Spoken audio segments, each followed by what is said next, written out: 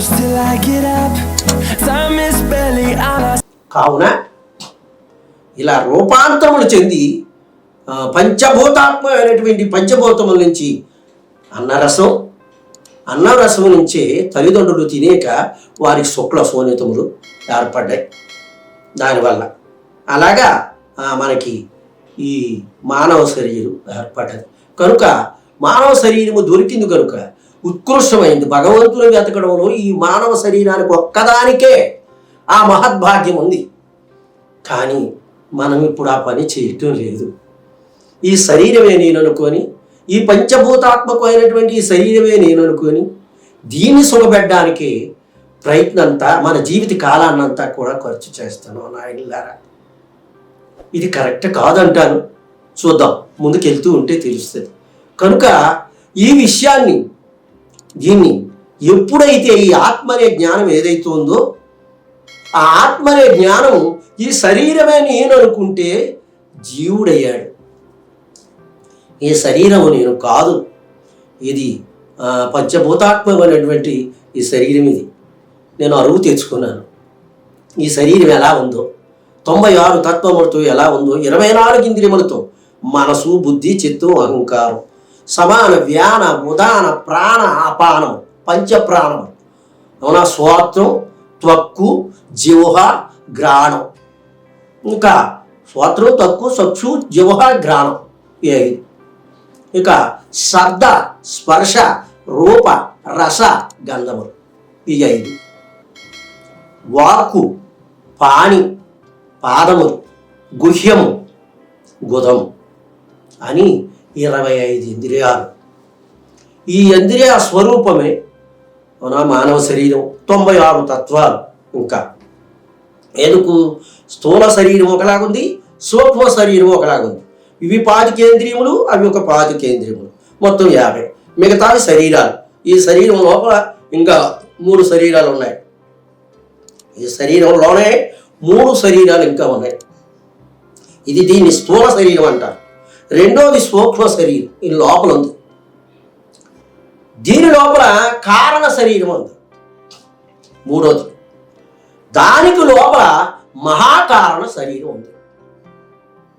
ఇలా 4 శరీరాలు. కనుకని అలానే ఈశ్వరుడు కూడా 4 శరీరాలు. విరాట, హిరణ్మయ, అవ్యాకృత, అవ్యక్త. ఈశ్వరుడికి 4, జీవుడికి 4. ఈ ఓంకారం 8 అంగములుగా మారి జీవుడు 4 శరీరాలయ్యింది, ఈశ్వరుడికి 4 శరీరాలయ్యింది. అలానే 4 పాదములు చతుస్పాదం అనగా జాగృతి, స్వప్న, సుషుప్తి, తుర్యం అని 4 పాదాలు ఉన్నాయి ఓంకారానికి. నాయనలా జాగ్రత్త, స్వప్న, సుషుప్తి, తుర్యం అంటారు.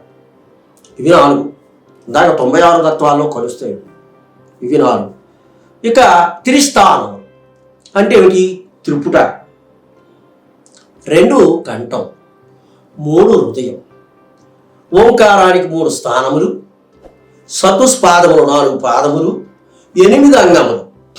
8 అంగములలో 4 అంగములు జీవుడు, 4 అంగములు ఈశ్వరుడు. ఇది మొత్తం 8 అంగములు. అయితే ఈ ఎలాగున్నాయి అన్నది బ్రహ్మజ్ఞాన స్వరూపమైన, తత్వజ్ఞాన స్వరూపమైనటువంటి జ్ఞానం. అది దానిని సద్గురుదేవుని వద్ద అభ్యసించినప్పుడు కానీ ఈ శరీరం ఏ రకంగా ఉంది పూర్తిగా నా సంగతి తెలియదు. ఇక్కడ శంకర భగవత్పాదులు వారు ఒక మాట అన్నారు.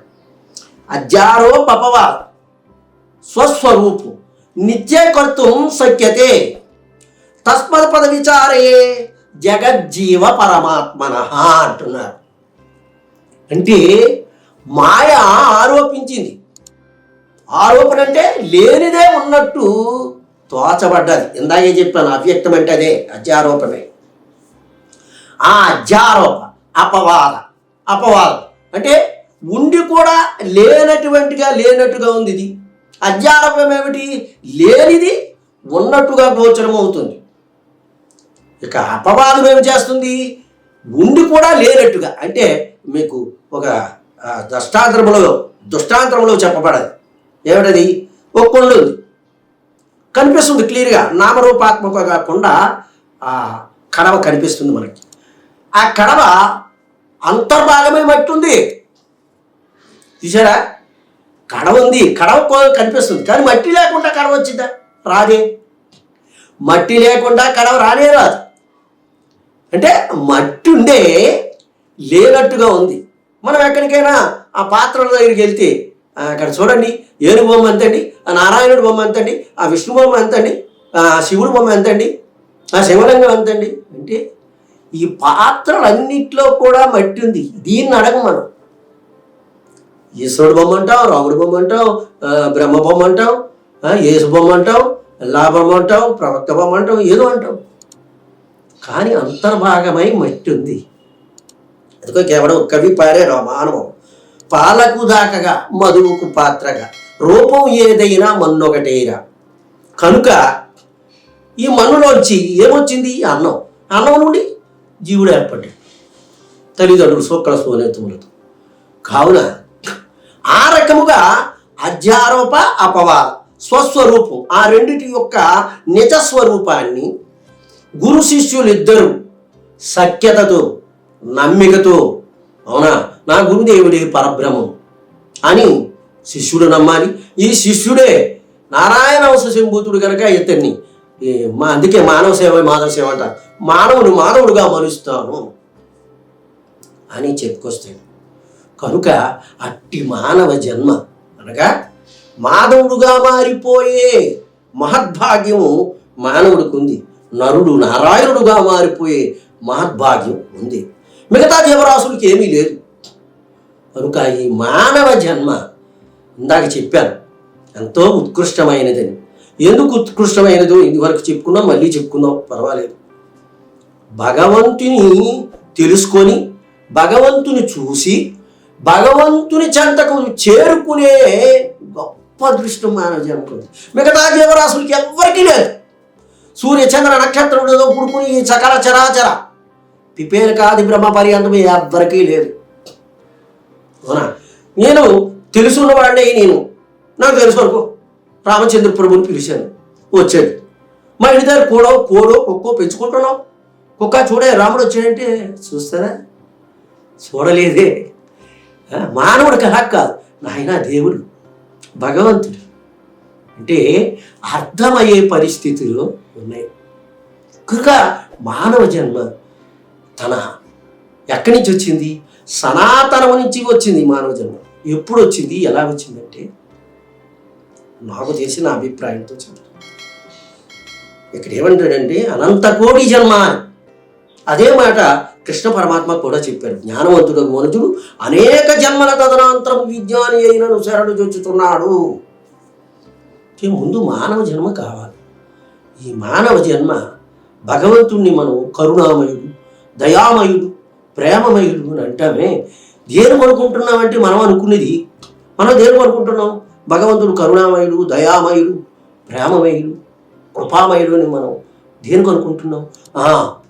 నాకు భార్యని ఇచ్చాడు, నాకు మంచి పిల్లలు, మా ఆవిడకి అన్నది పిల్లలు కూడా ఇచ్చాడు, మంచి ఉద్యోగం ఇచ్చాడు, నేను మా అబ్బాయి బాగా ఇంజనీరింగ్ చదివాలి, స్వామి ఏడుకొండవాడ ఇంజనీరింగ్ చదవాలి, పరీక్షలో పాస్ అయిపోవాలి, నా వ్యాపారం అవునా కోడిగుడ్లు పెట్టేటట్టు పెట్టుకెళ్ళిపోవాలి, కోట్లు సంపాదించాడు, కోట్ల మీద కోట్లు సంపాదించాడు. దేవుడు నాకు భలేగా ధనాన్ని ఇచ్చాడు, కనుక నాకు కరుణామయుడు, దయామయుడు. కానీ భగవంతుడు ఇక్కడ చెప్తున్నాడు నాకెవరితో సంబంధం లేదు అన్నది మనం ఇదివరకే చెప్పుకున్నాం. అనాన భక్తులు నాకెవరితో సంబంధం లేదు, ఎవరు నాకు బంధువులు కాదు, అలాగని శత్రువులు కాదు. వారు చేసుకుంటున్న కర్మ ఫలితమే వారికి దొరుకుతుంది. అయితే ఎలాగుంది? కర్మ చేయుటేందుకు మానవునికి అధికారం ఇచ్చారు, కానీ ఫలితమందు అధికారం అతనికి లేదు. కర్మ చేయుటందే కర్మణ్యేవాధికారస్తే మా ఫలేషు కదాచన మా కర్మఫల హేతుర్భూ మా కర్మఫల హేతు అంటే పెంపు, హేతుర్భూ మాతే సంగోస్త కర్మని. కనుక వారు చేసుకున్నటువంటి కర్మ చేయకుండా ఈ సృష్టిలో ఎవరూ లేరు. కర్మ చేయకుండా ఎవరూ లేరు, ఏ ప్రాణి కూడా లేదు. అలానే మానవుడు కూడా కర్మ చేయకుండా ఉండలేడు. కర్మ. నేను ఈవేళ భోజనం చేయనన్నా కర్మే, చేస్తానన్నా కర్మే. నేను ఎవరితో మాట్లాడను, నేను కది కర్మే. అవునా? ఈ రకంగా కర్మయందే నీ ఫలితము దాగున్నది. నేను ఎవరికి అటువంటి కోరికలు నేను తీర్చటం లేదు అని అర్జునుడు ఏతువుగా మరో ప్రశ్న వేశాడా? ఏమని? అయితే నీవెవరికి ఏమి కాదంటే ఒకానొక్కడికి అనన్యభక్తులో చెప్పుకున్నావు. ఒకానొక్కడు సర్వకాల సర్వస్తులు యందు ఎవడు మనం ఉపాసిస్తున్నాడు, నా కోసం చింతిస్తున్నాడు, ఆడు ఒక్కడే అని మనం ఇదివరకే చెప్పుకున్నాం. కనుక ఇదే విషయాన్ని ఆది శంకరాచార్యులు అంటారు. కర్మ వల్ల పుట్టు జీవుడు, కర్మ వల్లే వృద్ధి పొందు, కర్మే జీవునికి దేవుడు దీప. చూసారా? కర్మ వల్ల పుట్టి జీవుడు, కర్మ వల్లే వృద్ధి పొందు, కర్మ వల్లే పెంపు అవుతున్నాడు, కర్మ వల్లే క్షీణించు, కర్మే జీవునికి దేవుడు దీప అంటాడు. చూసా? అతనే.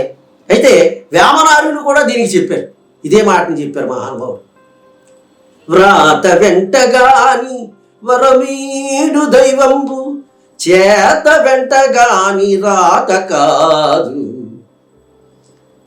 చేతకు తాకర్త వ్రాత కజుడు కర్త, విశ్వదా విరామ వినురవేమ. కర్మ చేయుటి యందు కర్తవు నీవే, కానీ అలా నువ్వు చేయకట్టు ఉండలేవు కదా. నువ్వు చేసిందే బ్రహ్మ రాస్తున్నాడు, లలాట మీద రాస్తున్నాడని హిందూ సాంప్రదాయ సిద్ధాంతాలు చెప్తున్నాయి, సనాతన ధర్మం చెప్తుంది.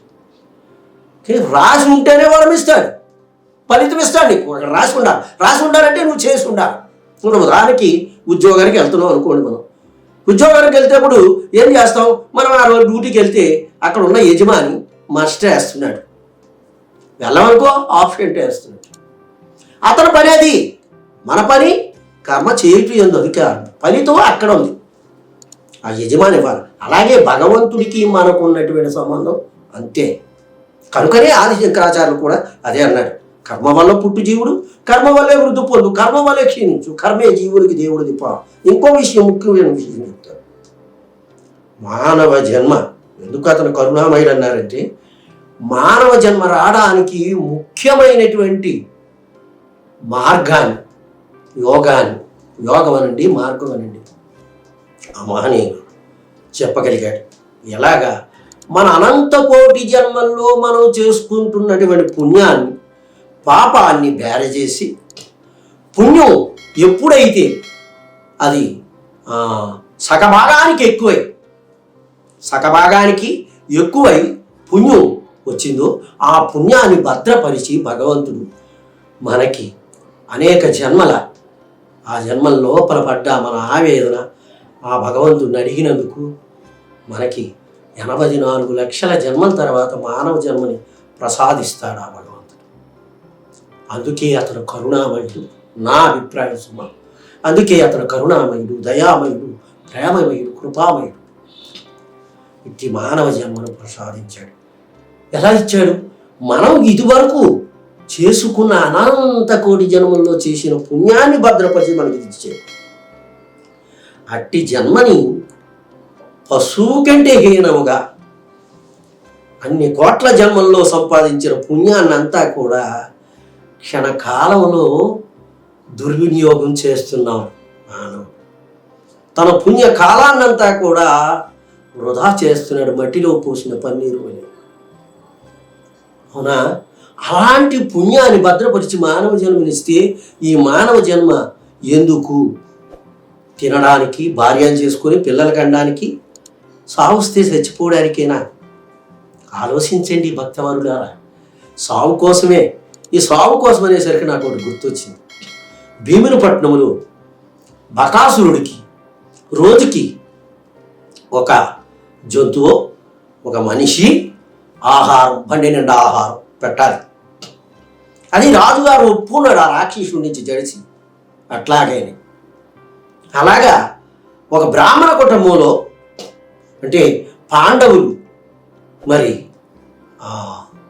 ఇతరత్ర ఊళ్ళు చుట్టూ తిరుక్కుంటూ ఆ విధానముగా తల్లితో కుంతీదేవిని పట్టుకొని పాండవులు 5 ఆఖరికి అదే భీమునిపట్నం, దాని భీముని ఏకచక్రాపురం అని కూడా అంటారు. ఆ ఏకచక్రాపురంలో ఒక బ్రాహ్మణుని ఇంటి యందు తలదాచుకుంటున్నారు. ఆ రోజుల్లో ఎక్కువగా ఇదివరకు మనం చెప్పుకున్నాం కూడా, ధర్మయుగములు. ఆ బ్రాహ్మణుడు వారికి ఉండడానికి నీడ కల్పించాడు. తనకున్న రెండో ఇంట్లో వాళ్ళని ఉంచాడు. ఉండండి, క్షేమంగా ఉండండి. ఆ భీముని పట్టులో ఉంటుండగా బకాసురుడికి బేరం పెట్టాడు రాజుగారు. అప్పుడు ఆ బ్రాహ్మణుడు కుమారుడు అంటున్నాడు, జాగ్రత్తగా యోచించండి భక్తవరులారా. ఆ బ్రాహ్మణుడు కుమారుడు అంటున్నాడు, అమ్మా నన్ను ఎందుకు పెంచుతున్నావు ఇలాగా? అదేమిటి నాయన, కన్నావు నేను పెంచుకోవా? అదేంటి నాయన అలాగ అడుగుతున్నావు, ఎప్పుడు లేని? అవునమ్మా, నన్ను పెంచి ఏం చేస్తున్నావు? బకాసురుడికి ఇస్తావు. రేపో ఎప్పుడో నాకు వంతు వస్తుంది. మీరు ఇన్ని కష్టాలు పడి నన్ను పెంచారు, పెద్ద చేస్తున్నారు. నేనేమో బకాసురుడికి ఆహారం అయిపోవాలి. అందుకేనా బకాసురుడికి ఆహారం కావడానికే నేను పెరగాల, తిని జీవితాన్ని పెంచుకోవాలా, బ్రతికుండాలా? ఇది ఎక్కడి న్యాయం అమ్మా? నాయన, ఆ న్యాయాన్ని అడిగే శక్తి మనకు లేదు. కనుక ఓ భక్తవరులారా, మనం బ్రతుకుతున్నాం 100 ఏళ్ళు ఆయుష్, శతాయుష్మాన్ భవ అని. 100 ఏళ్ళు ఆయుష్. ఈ శరీరాన్ని పెంచుకోవడానికి బ్రతుకుతున్నాం. దీన్ని సుఖపెట్టాలని చెయ్యరాని పాపిష్టు కర్మలు చేస్తున్నాడు ఈవేళ మానవులు. కొంతమంది ఉన్నారు మహాత్ములు, లేరని అన్ను, అక్కడక్కడ ఉన్నారు. కానీ పశువు కంటే హీనమైనటువంటి, హీనంగా చూడండి, పశుపక్షాదులు కూడా అవునా పగలల్లా మేత కోసం వెళ్ళి సాయంత్రం రాత్రి అయ్యేసరికి వాటి గూటికి వాళ్ళు చేరుకొని ఆడామగా కాపురము చేసి 4 పిల్లలకని సావస్తువులు చచ్చిపోతున్నాయి. మరి ఆ పశుపక్షాదులు కంటే మానవుడు ఎట్లా గొప్పవాడు అయ్యాడు? మరి మానవుడు కూడా అదే పని చేస్తున్నాం, మనం కూడా అవునా? ఆహారం సంపాదించుకోవడం, పొద్దున్న లేసి రాత్రి అయితే ఇంటికి రావడం, ఇంటికి వచ్చిన తర్వాత ఆడామగా కాపురం చేసి 4 పిల్లల కండం, సావు వచ్చేకి సరిపోవడం. అవునా? ఆ యమధర్మ రాజే ఈ కథలో బకాసురుడి కింద నాకు కనిపిస్తున్నాడు. నా అభిప్రాయం, ఈ 100 సంవత్సరాల జీవితాన్ని, ఎంత కష్టపడి సంపాదించిన మానవ శరీరాన్ని, ఈ మానవ జన్మని చావు మృత్యువు కోసమే బ్రతకాల? అందుకేనా ఈ మానవ జన్మ? మరి పశుపక్షాదులకి మనకి తేడేటి ఒకప్పుడు నా గురువుగారు అన్నారు, నాయన పశుపక్షాదులు 84 లక్షల్లో మానవుని పక్కన పెడితే మా మిగతా జీవరాశులు తినడానికి బతకాలా, బతకడానికి తినాలా? తండ్రి, కేవలం అవి తినడానికే బ్రతకాలి తప్ప ఇంకోటి లేదు కదా. వాడికి ఏమున్నా చెప్పు, ధర్మం, న్యాయం, సత్యం, దేవుడు, జీవుడు, మృత్యువు, ఇటువంటి ఆలోచన జ్ఞానమే లేదు వాటికి. మరి మానవుడు తండ్రి బ్రతకడానికే తినాలి, తిండి కోసం బ్రతకడం కాదు, బ్రతకడానికే తినాలి. శభాష్ నాయన. అయితే బ్రతకడం ఎందుకు బ్రతకాలి? సావు కోసమా, చచ్చిపోవడానికా? సావు కోసం అయితే ఇంత కష్టపడి, ఇంతమంది బుర్రలు మార్చి, బుర్రలు కొట్టి, తల్లి తండ్రి తరతమ భేదము లేకుండా రక్త సంబంధములు కూడా మర్చిపోయి, అవునా, అనేక అకృత్యాల పాల్పడుతూ సంపాదించుకుంటున్నారు. 30వ మనవడు కూడా సంపాదిస్తున్నారండో. అంటే మనవడు సంపాదిస్తున్నారు. చూస్తున్నాం ఎలా సంపాదిస్తున్నారు. అమాయకులైన ప్రజలు నోళ్ళు నొక్కి, అవునా, అమాయక ప్రజలు తాలూకా నోరు దగ్గర కూడు లాక్కొని వాళ్ళు సంపాదించుకుంటున్నారు. పట్టుకెళ్తున్నాడా ఎవడైనా? పైసా పట్టుకెళ్తున్నాడా? ఇన్ని కర్మలు చేసి, పాపిష్టి కర్మలు చేసి, ఒక్క పైసానా నువ్వు పట్టుకెళ్తున్నావా? లేదే. పూర్వం వస్తప్పుడు ఏమైనా తెచ్చావా? నువ్వు వస్తప్పుడు ఏమి తేలే, ఒంటరిగా వచ్చావు, ఒంటరిగానే వెళ్ళిపోతావు. ఒక్క దమ్మిడి ఏమి, నీ ఒంటి మీద వస్త్రము కూడా ఉండదు, అట్లా వెళ్ళిపోతున్నావు. మరి ఈ చేసిన పాపిష్టి కర్మలు ఇవన్నీ ఇది వరకు కూడా మీకు చెప్పాను. ధనాని భూమం పశుపచ్చ గోష్ఠి, నారీ గృహద్వారి, జనహా శ్మశానే, దేహచితాయం. దేహం శీతి మంటల్లో కాలిపోవలసిందే, కప్పెట్టవలసిందే. దేహచితాయం పరలోక మార్గే కర్మానుగోగచ్చతి. ఆ పరలోకానికి వెళ్ళినప్పుడు నీవు ఇక్కడ చేసినటువంటి మంచి చెడులు రెండే నీ వెనక వస్తాయి. ఇంకోలా కూడా చెప్పుకోవచ్చు, పాప పుణ్యములు, మంచి చెడులు. ఇవే తప్ప నీ వెనకతో వచ్చేవి ఏవీ రావు. ఇక్కడ నువ్వు ఆకాశంలో ఎగరవచ్చు, సముద్రంపై నడవచ్చు. చూసారా, ఇక్కడ నుండి అమెరికాలోకి వెళ్ళిపోవచ్చు, అమెరికా నుంచి రష్యాకి వెళ్ళిపోవచ్చు, రష్యా నుంచి ఎక్కడికి వచ్చు. కనిపించకుండా ఉండొచ్చు. సిద్ధులు దొరికినాయి, సిద్ధులు అష్టసిద్ధులుగా దొరికితే అన్నీ చేయొచ్చు. లేదా స్వాడశీ కళలు 16 కళలు చెయ్యొచ్చు. ఇవన్నీ శ్మశానం వరకు వచ్చి అన్నీ నిన్ను వదిలేస్తాయి. నీతో వచ్చేవి పాప పుణ్యములు రెండే. కనుక ఇన్ని కర్మలు మనం చేసి ఈ మానవ జీవితాన్ని మృత్యు నోట్లో పడేస్తున్నాం. కానీ మానవ జన్మకు అర్థం పరమార్థకం తెలుసుకొనటం లేదు. ఒకానొక సందర్భంలో ఆ సందర్భాన్ని ఇక్కడ చెప్పక తప్పదు. అయితే రత్నాకరుడు అనబడే వాల్మీకి మహర్షి, ఇతను 3 రామాయణాలు రాశాడు అన్నది నా అభిప్రాయం. ఏమిటి 3 రామాయణాలు? 1 వాల్మీకి రామాయణం, 2 అఖండ రామాయణం, 3 శతకంఠ రామాయణం అంటారు. ఇటువంటి రామాయణాలు రాశాడు ఆ మహానుభావుడు. అతను ఎంత చదువుకున్నాడు, ఏమి తెలుసు అనుకుంటే అతనికి అక్షర జ్ఞానం అస్సలు లేదు, శూన్యం.